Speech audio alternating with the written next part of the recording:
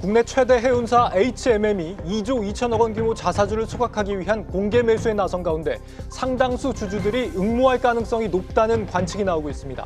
해운업황의 단기 불확실성이 높아지고 있다는 이유에서입니다. 이번 조치로 최대 주주인 산업은행과 해양진흥공사는 각각 최대 1조 원에 가까운 공적 자금을 회수할 수 있을 전망입니다. 산업부 성나균 기자 나와 있습니다. 성 기자, HMM이 이렇게 막대한 소각에 나서는 이유가 뭡니까?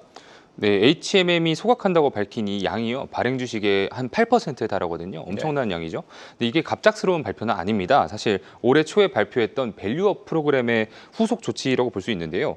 HMM은 올해 총 2조 5천억 원 규모의 주주 환원 정책을 예고한 바 있습니다. 지난 3월에 5천억 원 가량을 배당한 만큼 나머지 2조 원 분량의 주주 가치 재고 방안을 내놓은 겁니다.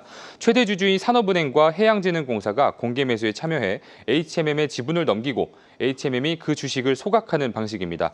기존에 투입한 공적 자금을 처음으로 회수하게 되는 건데 정해진 수순이었다는 의견입니다.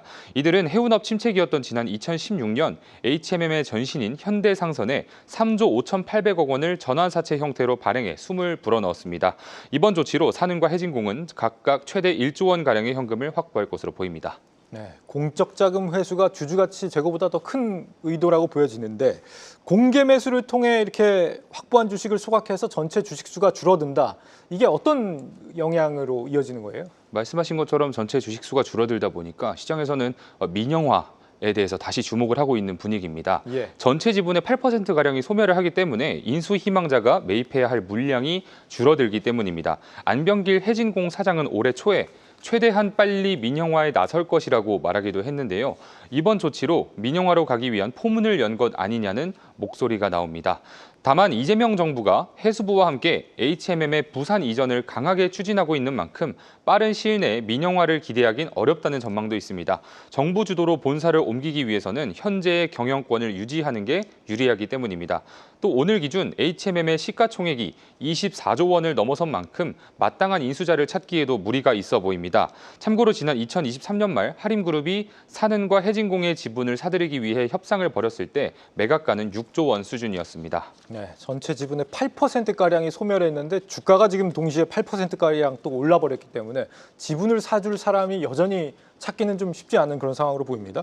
예고됐던 자사주 소각 기대감이 이렇게 해소가 된 건데 이 다음은 이제 뭐가 남은 거예요? 증권가에서는 남아있는 현금성 자산을 HMM이 어떻게 활용하는지가 관건이라고 보고 있습니다. 이번 자사주 매입 소각 이후에 HMM에게 남은 현금은 약 12조 4천억 원으로 추정됩니다.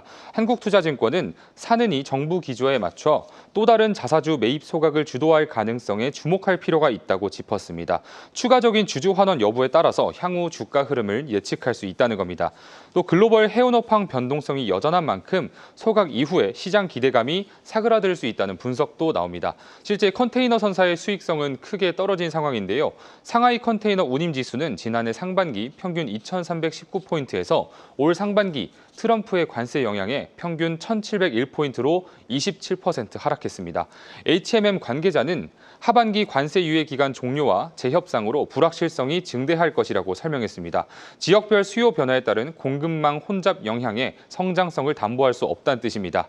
하나증권은 자사주 매입 이후 주가는 모멘텀 부재로 하락이 불가피하다고 내다봤습니다. 네, HMM의 자사주 소각 의미를 짚어봤습니다. 성나균 기자였습니다.